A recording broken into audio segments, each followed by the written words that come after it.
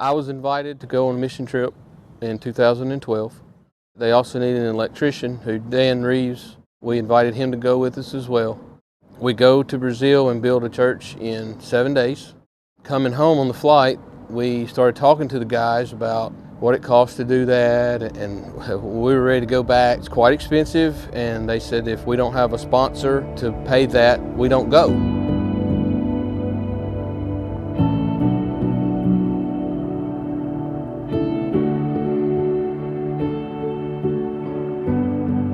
At the time, Dan and I were traveling around racing go-karts all over. I talked Dan into believing me that we could do this on our own. Put our first race together fall of 12, hosted our first annual February of 2013. I have no employees other than myself and my wife, and we have no overhead. So we are able to put all of our profits from these events directly back into missions. We come here every year because it goes to build homes and churches overseas. It's just a ton of fun in general. When there's only 14 people that can start a race, you got to be on your A game as soon as you go out on that racetrack. Roll right through those corners, and you can fly around this place.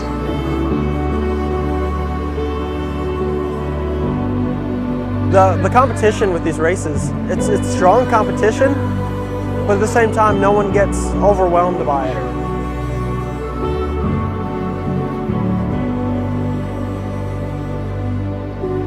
It's fun, it's competitive. For the 3 years I've done it, it's just been a blessing to me and my crew, and just the church in itself.